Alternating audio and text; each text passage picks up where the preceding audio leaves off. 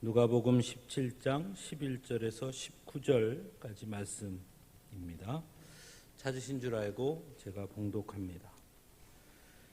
예수께서 예루살렘으로 가시는 길에 사마리아와 갈릴리 사이로 지나가시게 되었다. 예수께서 어떤 마을에 들어가시다가 나병 환자 10사람을 만나셨다. 그들은 멀찍이 멈추어 서서 소리를 높여 말하였다. 예수 선생님, 우리를 불쌍히 여겨 주십시오. 예수께서는 보시고 그들에게 말씀하셨다. 가서 제사장들에게 너희 몸을 보여라. 그런데 그들이 가는 동안에 몸이 깨끗해졌다. 그런데 그들 가운데 한 사람은 자기의 병이 나은 것을 보고 큰 소리로 하나님께 영광을 돌리면서 되돌아와서 예수의 발 앞에 엎드려 감사를 드렸다. 그런데 그는 사마리아 사람이었다. 그래서 예수께서 말씀하셨다. 10사람이 깨끗해지지 않았느냐? 그런데 9사람은 어디에 있느냐? 하나님께 영광을 돌리러 되돌아온 사람은 이 이방 사람 한 명밖에 없느냐? 그런 다음에 그에게 말씀하셨다. 일어나서 가거라. 내 믿음이 너를 구원하였다. 아멘.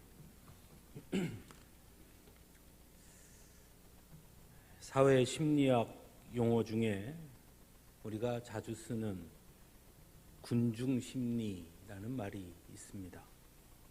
이 말은 사회 심리 현상의 하나로 여러 사람들이 집단으로 모였을 때 개별 주체의 일상적인 사고와 다르거나 혹은 같더라도 그 범위를 뛰어넘는 행동을 하게 되는 심리 상태를 가리키는 말이다.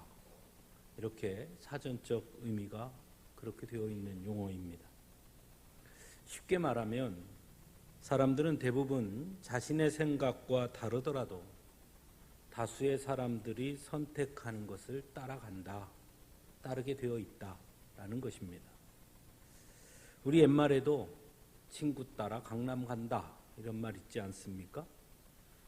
강남 갈 일 없는데 다들 가니까 그냥 우해서 친구 따라 가는 것이죠. 또는 모난돌이 정 맞는다 이런 말도 있죠. 즉 다 비슷한데 거기서 톡 튀어나오면 괜히 다친다.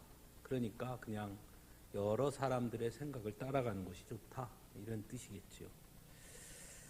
그래서 그런지 우리나라 사람들은 혼자 이렇게 도드라지게 드러나는 것을 매우 불편하게 생각하곤 합니다. 그래서 유행에도 아주 민감하게 반응하죠.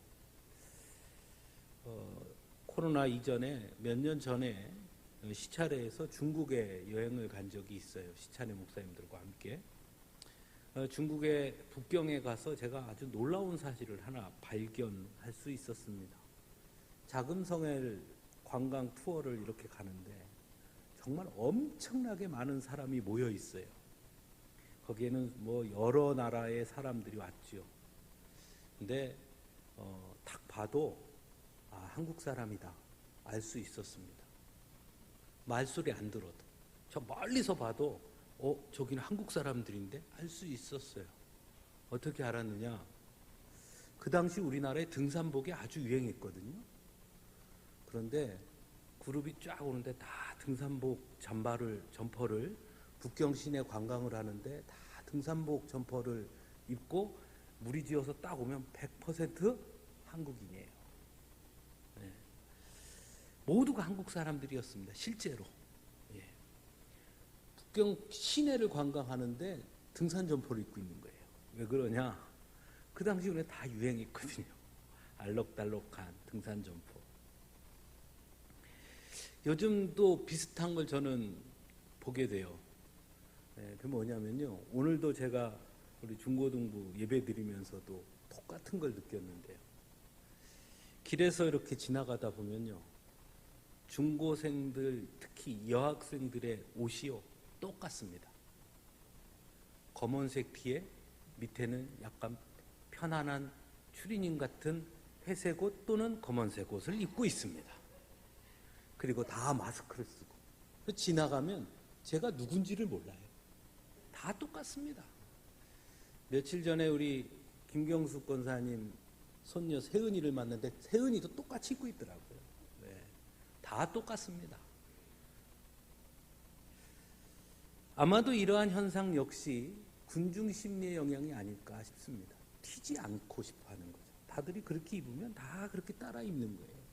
오늘도 여기 보세요. 우리 한번 예배 드리는 분들 보세요. 색깔이 어떤가요? 튀는 옷 입은 분이 한 분도 없어요. 네, 다 그냥 회색, 검은색 뭐 이런 계통의 옷들을 즐겨 입습니다. 왜? 혼자 노란색, 빨간색 이렇게 입으면 탁 튈 것 같거든요. 네, 그런 것을 싫어하는 거죠. 다른 사람들의 시선을 혼자 받는 것을 매우 꺼리는 거죠. 그러다 보니 다수의 행동 또는 다수의 선택을 따라가는 겁니다. 여러분 그 CF 있잖아요. 뭐 광고하는 거. 그 광고 CF에 카피가 있지 않습니까?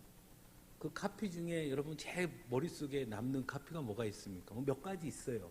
사랑은 움직이는 거야. 뭐 이런 거라든지 뭐 여러 가지 있는데 제 머릿속에 가장 각인되어 있는 카피가 하나 있어요. 그게 뭐냐면 순간의 선택이 10년을 좌우한다. 여러분 그 카피가 무슨 카피였는지 기억나세요? 예, 순간의 선택이 10년을 좌우한다. 럭키 금성 이렇게 나왔어요.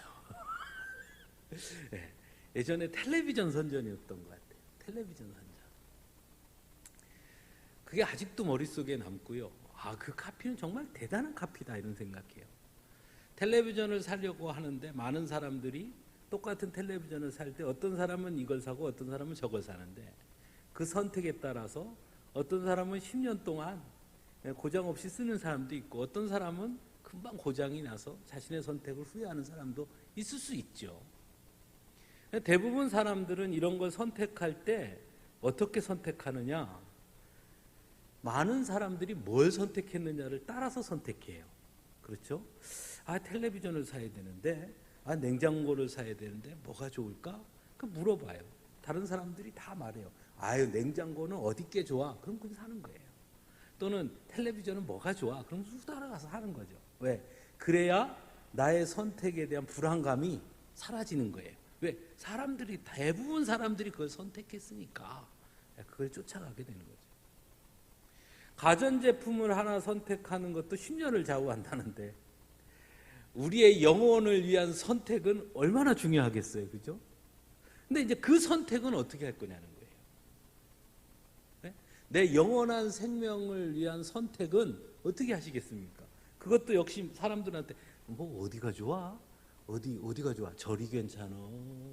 어디 구슬하면 돼? 어디 성당이 괜찮아? 어디 교회를 가야 돼? 물어보고 할 거냐는 거예요. 여러분 어떻게 생각하세요? 오늘 우리가 읽은 본문에는 나병 환자 10사람에 대한 이야기를 담고 있습니다. 예수님은 지금 예루살렘을 향해 가고 있습니다. 누가복음 13장부터 예수님의 예루살렘을 향한 여정이 시작되고 있습니다. 예루살렘을 향해 가는 이유는 우리가 잘 아는 것처럼 거기에는 십자가가 기다리고 있죠. 그것을 아시면서도 그 발걸음을 내딛습니다. 왜냐하면 하나님의 뜻을 이루기 위함이었고 구원을 이루기 위한 멈출 수 없는 발걸음이었기 때문입니다. 그러던 중 사마리아와 갈릴리 사이 마을에 들어가게 됩니다. 여기 사이라는 것은 갈릴리에서도 나왔고 사마리아에서도 나온 거죠. 왜 사이 마을이냐? 나병 환자들이 있으니까요. 갈릴리 지역의 나병 환자들도 그 마을에서 쫓겨나왔고 사마리아 지역에 살던 나병 환자들도 그 마을에 머무를 수가 없어서 쫓겨나와서 그 사이에 나병 환자들만 모여있는 그런 마을이었다라고 볼 수 있습니다. 그런데 그 나병 환자 10사람이 예수님이 그 마을로 들어가신다는 소식을 듣자 멀찍이 멈춰 서서 예수님 우리를 불쌍히 여겨 주십시오 하고 소리를 높이게 됩니다. 예수님께서는 그들의 소리를 듣고 그들에게 말씀하시죠. 제사장들에게 가서 너희 몸을 보여라 이렇게 말씀합니다. 우리가 잘 아는 것처럼 유대 율법에 의하면 나병 환자의 발병, 확진과 또는 나병이 다 나았다는 완전한 치유의 선언은 누가 하게 돼 있냐면 제사장들이 하게 돼 있습니다. 그래서 제사장들이 보고 당신은 나병이다 하며 그 순간 부정한 자가 되어서 그게 머무를 수가 없고 밖으로 나가야 했고, 다 나은 사람도 제사장이 보고 내가 다 나았구나 라고 해야 다시 원래 살던 마을로 돌아갈 수 있었습니다. 그러니까 예수님께서도 제사장들에게 몸을 보여라 라고 말씀하신 거죠. 그 말은 곧 이제 더 다 나았으니 제사장에게 가서 나병이 다 나았다는 확진, 선언을 받으라, 들으라 말씀하신 것입니다. 그러니까 예수님께서는 단순히 나병이라는 신체적 질병을 치유하신 것으로 그치지 않고 사회적 소외까지도 온전히 회복되기를 원하셨다라고도 볼 수 있습니다. 예수님의 말씀을 들은 나병 환자들은 제사장에게 가는 길에 자신들의 몸이 깨끗해진 것을 발견하게 됩니다. 사실은 그래야죠. 왜? 깨끗해져야 누구한테 갈 수 있습니까? 제사장에게 가니까요. 그리고 그들 가운데 한 사람은 예수님께 다시 돌아오는데 그 사람이 와서 하나님께 영광을 돌리며 감사를 표합니다. 그런데 그 한 사람은 사마리아 사람이었다라는 겁니다. 나머지 9사람은 예수님께 오지 않습니다. 예수님께서 말씀하시죠. 야, 10사람이 다 깨끗해졌는데 9은 어디 있느냐? 어찌하여 하나님께 영광을 돌리러 되돌아온 사람은 이 이방 사람 한 명밖에 없느냐? 이렇게 되묻습니다. 그리고 나서 그에게 아주 특별한 말씀을 하시죠. 일어나서 가거라, 내 믿음이 너를 구원하였다. 여러분, 오늘 말씀을 우리가 그냥 이렇게 보면 이 이방 사람 한 사람의 이야기를 빼면 우리는 나병 10사람이 가던 길에 자신의 병이 다 나았다는 이야기로 얘기가 마쳤다면 우리는 그들이 예수님을 믿어서 예수님의 말씀대로 그 믿음대로 병이 다 나았다라고 이해할 수 있을 겁니다. 그렇죠? 믿음이 없이 어떻게 예수님의 제사장에게 내 몸을 보여라 하는 말씀을 듣고 갈 수 있으며, 그렇게 갔으니까 그 믿음으로 병이 나았다라고 말할 수 있죠.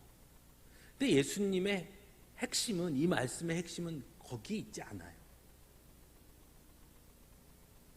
예수님의 말씀은 무엇을 의미하느냐면 이 한 사람의 믿음과 나머지 9명의 자신의 나병이 나은 것을 차별하고 있어요.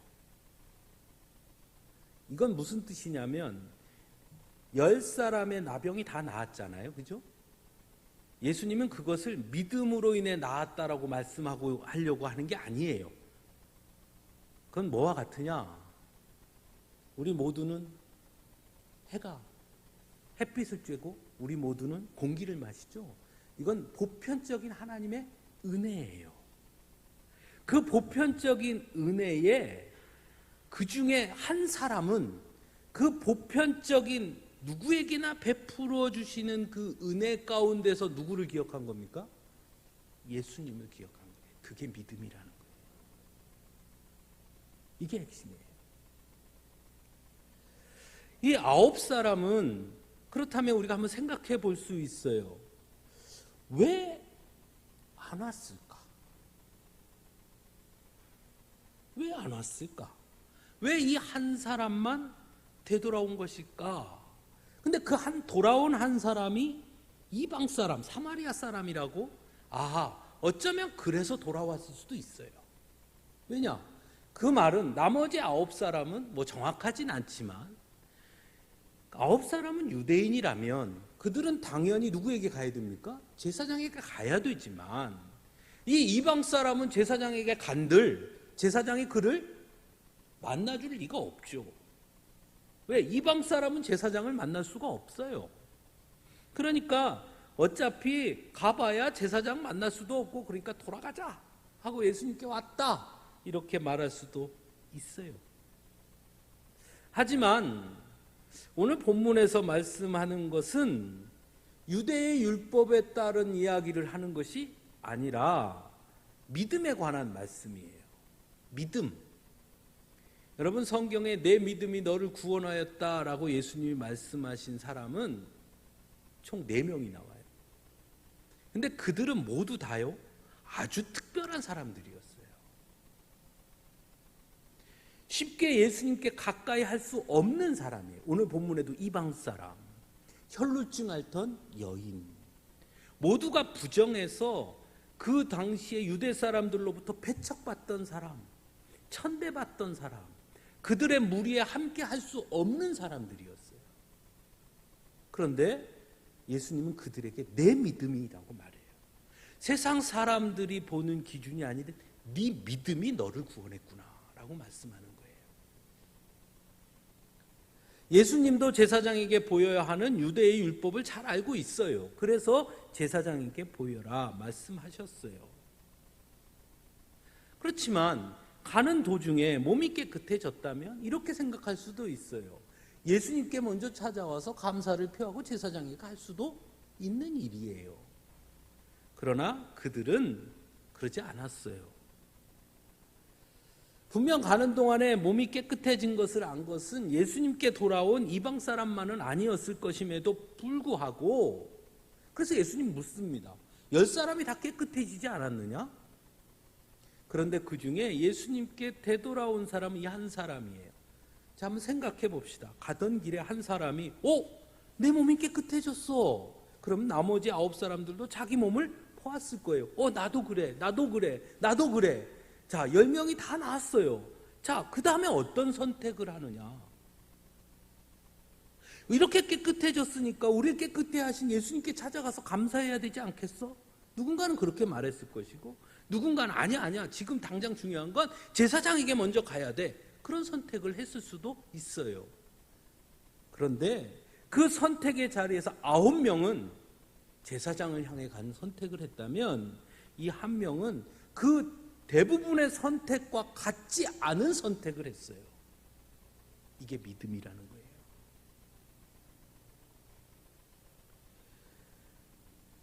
우선순위가 달랐던 거예요.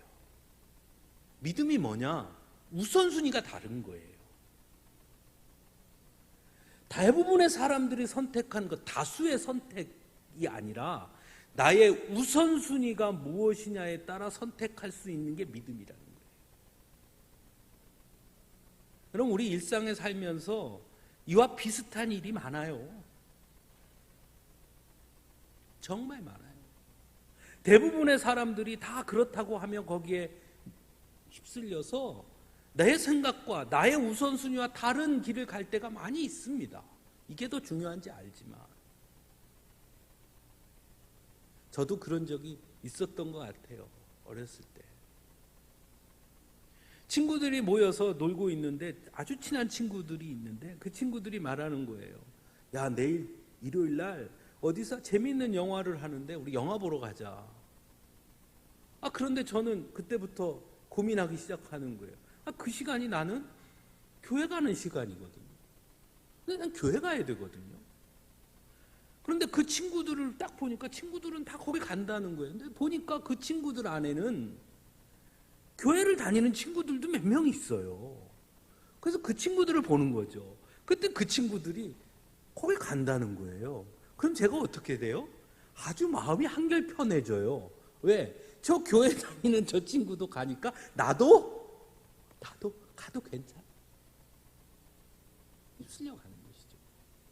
나의 우선순위가 영화보다, 친구들보다 하나님 앞에 예배하는 것이 분명하고 확고한 나의 우선순위에 있다라고 한다면, 아무리 모든 사람들이 이 선택을 하더라도 나의 우선순위에 따라 이 선택을 할 수 있는 것, 그게 믿음이라는 거예요. 또 한 가지 생각해 볼 수 있는 것은, 우선순위에 따라서 선택을 했지만 한번 생각을 해봅시다. 그 10명의 사람들의 모임을 한번 생각해 보세요. 오늘 예수님께서 뭐라고 하시냐면, 왜 이방 사람 한 사람이 왔느냐라고 말하셨거든요. 또 제사장에게 보여라 하셨거든요. 그러면 그 나병 10사람 중에는 제사장에게 보여야 할 누가 있었다? 유대인도 있었던 거고, 이 사람은 이방 사람이었는데 거기에 같이 있었다는 거예요. 유대인과 이방인이 함께 있었단 말이에요. 어떻게 그게 가능할까요? 네? 분명히 그들이 건강할 때는 어땠을까요? 이방인들하고 가까이 하지 않았을 거예요. 그런데 뭐가 됐어요? 너나 나나 나병 걸리니까 다 똑같은 거죠. 우리 흔히 쓰는 말 중에 동병상련이라는 말이 있잖아요. 나병 환자 10명도 그랬을 거예요.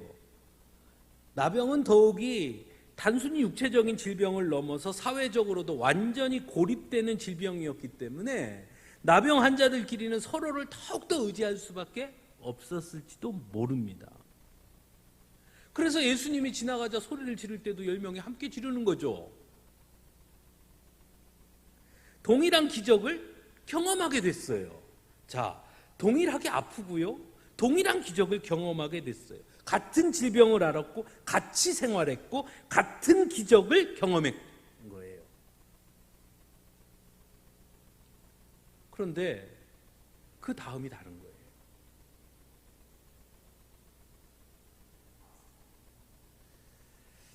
여러분, 나병 환자, 물론 이 10명 중에는 뭐 나면서부터 나병이 걸린 사람도 있었을 수는 있을지 모르나 오늘 본문에 보면 그런 건 아닌 것 같아요.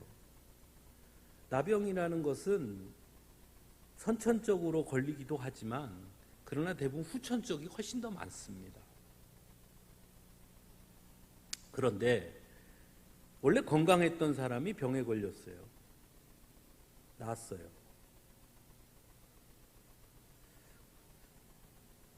감사하는 게 당연한가요?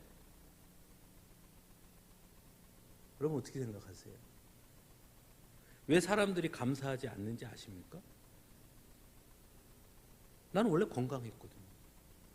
그러니까 원래로 돌아간 거죠. 그 원래 돌아갔는데 뭘 감사해요? 자, 이거 제 거예요. 이걸 누가 갖고 갔어요. 다시 줬어요. 그럼 감사해야 됩니까? 이거 원래 누구 건데요? 내 건데요.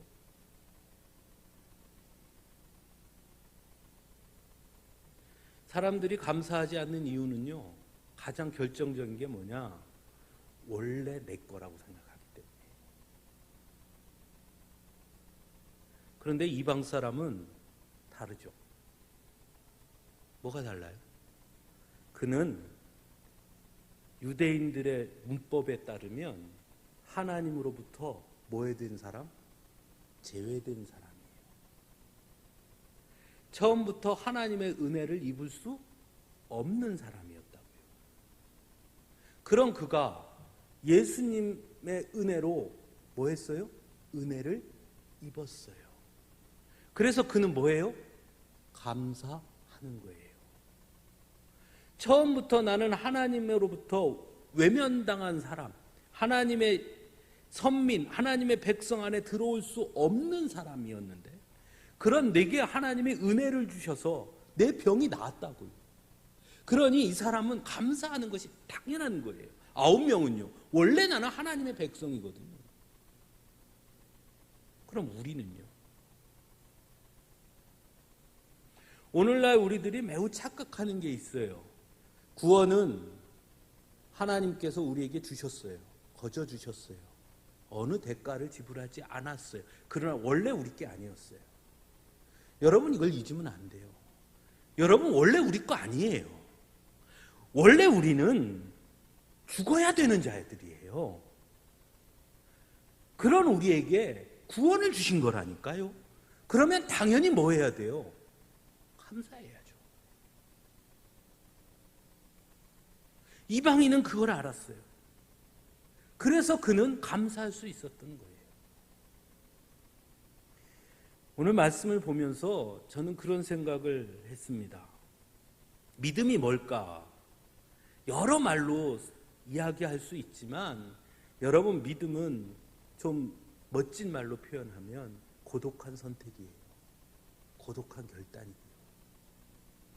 여러분, 예수님께서 예루살렘에 향해 가는 길 역시 마찬가지였어요. 어느 누구도 가고 싶어 하지 않는 길이었고 제자들까지도 결코 그럴 수 없다고 만류하는 길이었어요. 그럼에도 불구하고 예수님은 그 길을 갑니다. 다른 사람들이 가지 않는 그 길을 홀로 선택하고 묵묵히 향해 걷습니다. 아무도 지지하지 않지만 그는 그 길을 향해 갑니다. 왜냐? 그게 믿음이니까요. 하나님을 믿었기 때문에요. 그것이 하나님의 뜻이고 하나님이 원하시는 것을 알았기 때문에요. 그게 가장 최선의 우선순위였으니까요. 그래서 홀로 갑니다. 이방 사람, 나병이 낳은 이방 사람도 마찬가지예요. 9명이 선택하지 않는 선택을 홀로 내립니다. 그리고 홀로 예수님께 옵니다. 다른 사람이 선택하지 않은 길이지만 그것이 옳은 길이라고 여겼기 때문에, 예수님께서 나를 고쳐주셨다는 걸 믿었기 때문에, 그래서 예수님께 갑니다.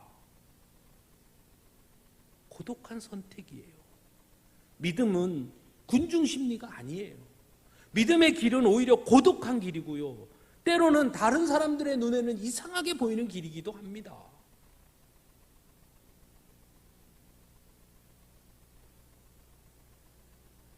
영혼을 위한 선택에 있어서 우리가 어떻게 사람들의 분위기를 따라갈 수가 있겠어요? 사실 어쩌면 우리나라 사람들의 그런 성향이 한국교회 부흥의 원동력이 되었는지도 몰라요. 우리 어렸을 때 다 교회 갔거든요. 한 반에 친구들 60명, 70명 앉아있는 한 반에 이 중에 교회 다니는 사람 그럼 절반 가까이 교회 다녔어요. 다 아동부 다 여름성경학교 가고요. 여러분 자녀들 생각해 보세요. 대부분 다 교회 다녔어요. 다. 왜냐하면 그때는 다 다녔으니까요. 근데 지금 어떻죠? 지금 정반대죠. 요즘 젊은이들 중에 교회 다니는 젊은이들 찾아보기 힘듭니다. 저희 아이들한테 물어봐요. 너희 반에 교회 다니는 사람 몇 명이냐? 절반 안 돼요. 3분의 1도 안 됩니다.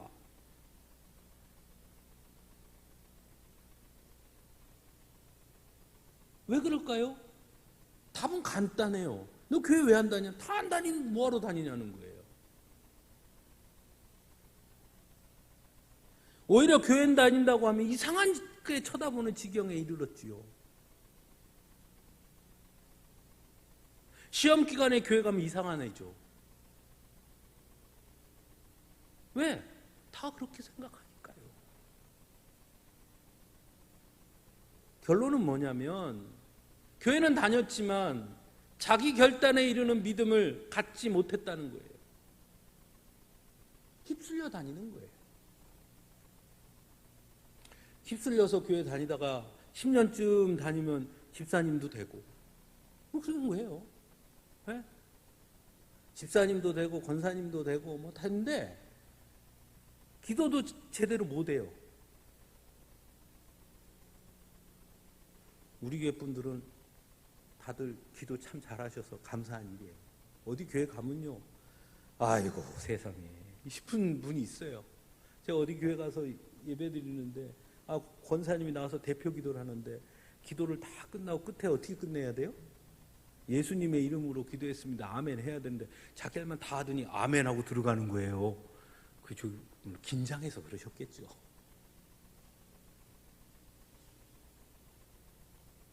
세상의 모든 사람이 선택하지 않은 길이라 할지라도 나는 주님을 따라가겠습니다.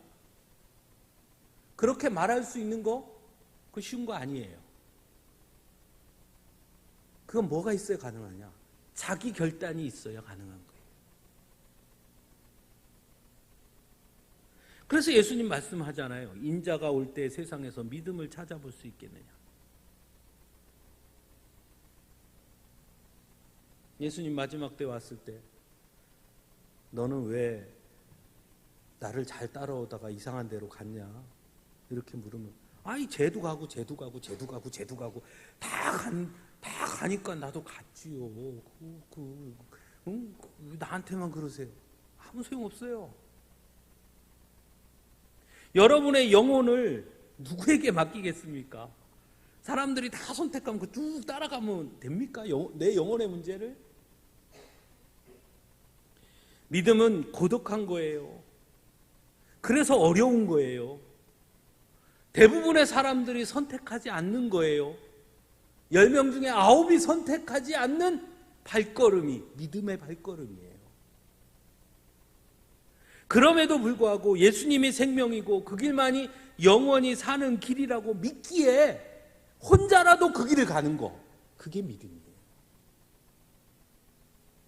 그래서 그 믿음의 출발은 나는 처음에 죽을 수밖에 없는 존재라는 것을 자각한 사람이 걷는 길이에요. 그래야 감사할 수 있거든요. 그래야 은혜로 느끼거든요. 우리 시찰의 목사님 중에 한 분이 올해 농사를 짓기 시작한 분이 있어요. 그분이 전화해서 뭐라 그러시냐면, 원래 도시에서 목회하시는 분인데 부모님이 돌아가시니까 저 보성에 일주일에 한 번씩 가서 이렇게 벼농사를 짓고 와요. 월요일 날 가서. 제가 전화해서 벼 어떻게 농사 잘 됐습니까? 뭐 이렇게 전화 통화했는데 그분이 이런 말씀을 하더라고요. 내가 농사를 지면서 농사를 접으면서 깨달은 게 있다. 그게 뭐냐? 조목사, 비 오는 거 감사해 본 적 있어? 해 쨍쨍 내리쬐는 거 감사한 적 있어? 난 없었어. 도시 살 때. 근데 벼농사 지어보니까 비가 오는데 그렇게 감사하고, 어떤 날은 햇빛이 쨍쨍 내리쬐는데 그걸 보면서 땀을 삐질삐질 흘리면서 아이고 하나님 감사합니다 소리가 저절로 나오더라. 왜 우린 감사하지 못할까요? 원래 있는 걸로 알거든요. 근데 농사 지어보니까 그게 아니라는 걸 알았다는 거예요. 예수님만이 구원이라고 믿기에, 또 예수님이 주신 은혜라고 알기에 나의 구원이, 그래서 세상 다른 것들과 그 어떤 것들과도 타협하지 않는 게 믿음이에요. 때로는 손해를 보고, 때로는 어리석다는 소리를 듣기도 하고, 시대에 뒤떨어진다는 소리를 듣기도 하고, 적당히 해라는 소리를 듣기도 합니다. 야, 사람들은 다 그렇다는데 왜 혼자 그래? 라는 소리를 들을 수도 있어요. 그러나 혼자라도 다시 예수님께 돌아와 이것이 주님이 내게 주신 은혜입니다 라고 감사를 드리는 한 사람, 그게 믿음의 사람의 모습이에요. 바라기는 저와 여러분이 그런 믿음의 모습으로 주 앞에 설 수 있기를 간절히 바랍니다. 기도하겠습니다.